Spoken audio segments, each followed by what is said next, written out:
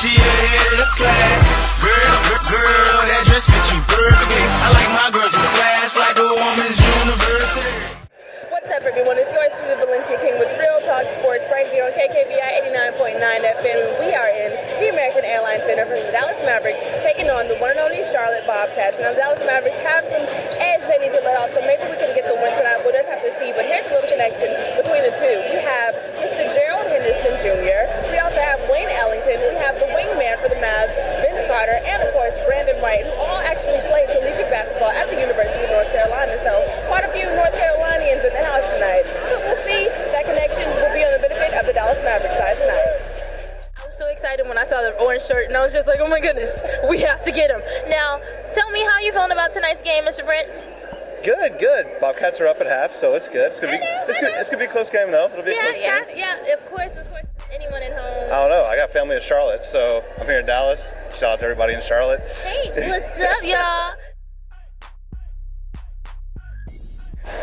We play well. You know, we've been playing well in the first half of games, first three quarters really, and really put our mark on I think offense and defense. We're flowing pretty well, and trying to keep their best scorers from scoring, and we did a pretty good job of that.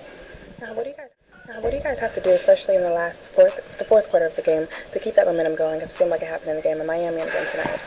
You just got to come up with the plays. They got two pretty all-league scorers with Monte and Dirk. So obviously they're going to run some plays for them, but you just got to defensively try to get them to shoot tough shots. I think we did that, but there were a couple plays. There was a loose ball that we didn't get, and then execution on offense as well. That we just need to get a little more organized. You have a handful of years in the league already. What are you working on the most this season? All the work is really, you put it in the off season. At least for me, you work on different things during the season. I'm just focusing on winning this year more than any. We come into our last two games, two winnable games, and we deserve to win. At least in the first three quarters, you just got to come up with the plays. So I think trying to focus on trying to make those plays and encourage my teammates to do the same things and just being more of a leader. Do you feel like those improvements and adjustments are something that will happen eventually, or that's something that needs to happen immediately? It can happen immediately. I think if they do happen quickly, it could be a really good season for us. We have two back-to-back games that are identical. Miami we were up a little bit more, but you just gotta make the plays. Our defense has to be at its best at the end of the game, especially when in a close game like this. So I think we just learn from it, and hopefully we can learn from it quickly. Now, surprisingly enough, we did find a diehard Bobcats fan in the house tonight, and they had a real talk question for you, and they just wanted to know what's something the fans would be surprised to learn about you.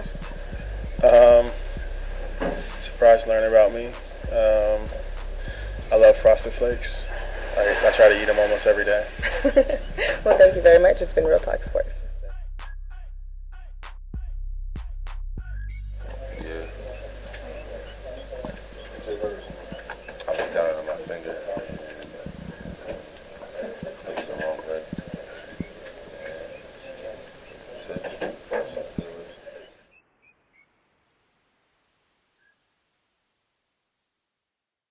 Actually, we got the ball inside on pretty much every possession. If you look at it down at the end, they were doubling out, and we got to be able to execute out of it. I think if you look in the fourth quarter, from like the 10-minute mark to 7, we missed 3 point-blank layups. So I'm not sure it was bad shot selection as much as it was we didn't finish plays. So it just comes out.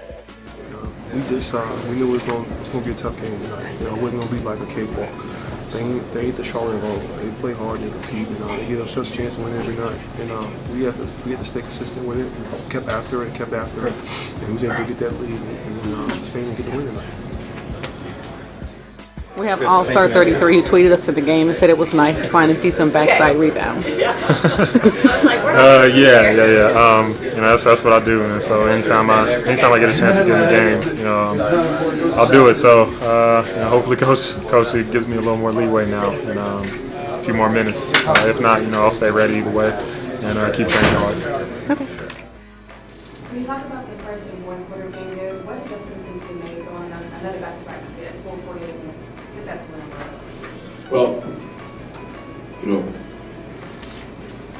we just got to play whistle to whistle is what I call it. You know, first 6 minutes until there's a timeout. You know, we got to try to win the first 6 minutes, and then there's a timeout every 3 minutes each half. You know, we just got to play in between the whistles and work each one of those segments. And then, you know, over the course of the whole thing, you know, leads to your result. But staying in the process is key. Hey, what's up, everyone? It's yours truly, Valencia King, with the Real Talk Sports post-game conversation, of course, with the one and only Lonnie from DALvsCHA. How you doing tonight? Doing good. How you guys doing? Doing very well. The Mavs got the win. Yeah, tough win. Tough win, but we got it, so it counts in the books as a W. Let's talk about those middle quarters, second quarter, and especially third quarter. We came out, and Charlotte was on the 12-2 run. What do you think was happening in the middle of the game tonight? A lot of youth was out there for Charlotte. Again, like Coach always talks about, we're an old team, so we don't have the speed that they have. And they have a lot of athletic player out there with the big fella down there. The big Al Jefferson. Yeah, Al Jefferson is hard to deal with on the post because he's very creative as far as his shot making and his passing out of the post. So that creates a problem with the Mavericks. So, but again, the middle quarters, we kind of get into this is the old Charlotte, but it's not the old Charlotte, and we have to play like they're a different team. So that's where they kind of got out of rhythm right there. Yeah, we just wrapped it up with Dirk. He actually mentioned that, 12, 13 years ago, he would not have been able to adjust his shot during the game, so that comes with being a vet in the league. But what do you feel about him tonight and how he was able to ultimately adjust his shot? Again, Dirk being Dirk, he stuck with it.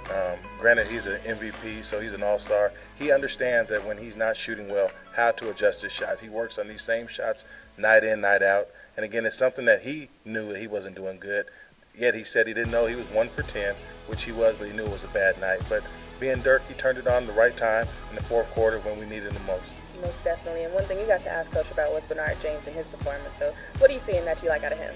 I saw that Sarge was ready. I mean, that's one thing Coach always says, when your number and name is called, you have to be ready. Sarge stepped up and gave a good production. I think he played 8 minutes and got 5 points and 4 rebounds. So that's very productive for Bernard. I mean, he's not out there to score, but he's out there to get defensive rebounds and make other players adjust their shots, which he did pretty good. Yeah, Sarge played well, particularly in the first half, gave some energy, got a couple of buckets. And we were lacking it. We were lacking in the energy part, and so he helped us there. So we're going on the road, New Orleans tomorrow night, and a tough journey along the way. What are you seeing in the future for our Mavs? Because on the road we haven't been great thus far. Can we change it? We definitely can change it. It's going to be a tough one with New Orleans. They have a lot of athletic players again.